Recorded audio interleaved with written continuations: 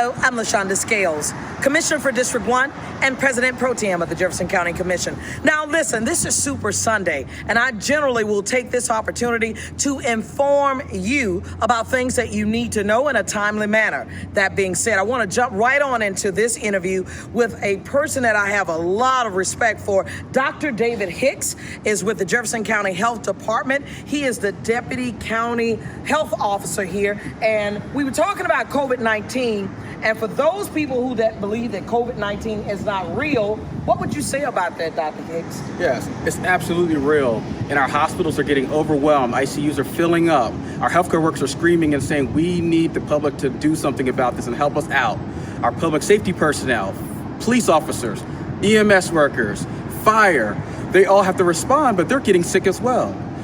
The general community needs to do all the steps that we've already talked about in the past to help let them protect us, but you got to do your part. So what is doing your part? So the cloth face coverings, we have to wear these. We have to isolate and distance ourselves. And this includes even in the home. And so we've talked about hand washing.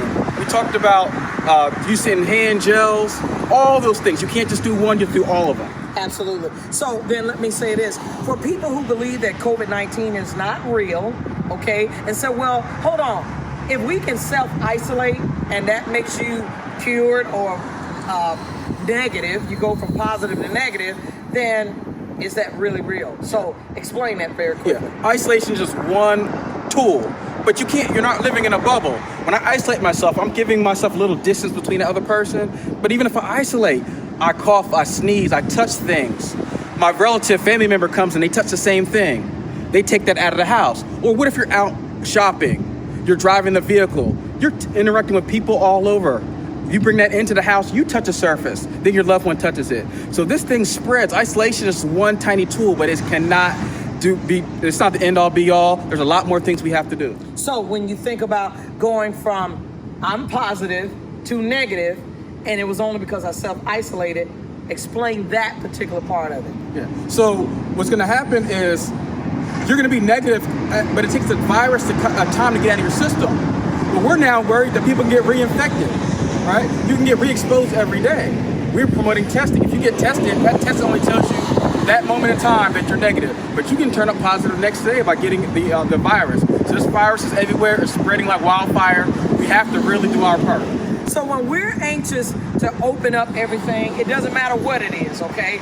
Any business, any whatever, then as a healthcare worker and you being an officer, how does it make you feel that we're so ready to move on to we can infect other people, but infect those who are trying to help us? Yeah, it makes me very nervous because what's happening now, as things open up and expand, because we're getting anxious, we want to get out, but we're doing it when the pandemic is getting worse.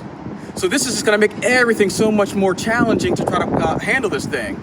So that's why the community has to do their part. The health officials, the experts have told you what you have to do. You have to trust us. We took an oath to protect you. Now you have to listen to us. We got to put out all the noise. Science, public health, and medicine are the experts. We're giving you our expert opinion. You put your lives in our hands. Please listen to us. So here's the last question. That small gathering. I was telling you about a gathering myself and how we're letting our guard down as relates to we're around people who are familiar to us. So then we don't wear the mask. We're not doing those things that you talked about.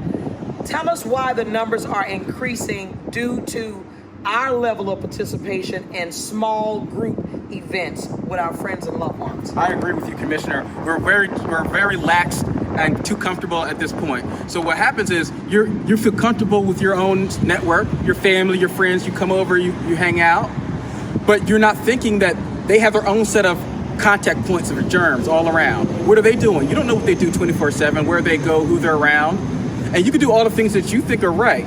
But the next person's not doing what's right. So what if you interact with them? What if they touch a doorknob? So we can't get too comfortable even in our own households and our family members.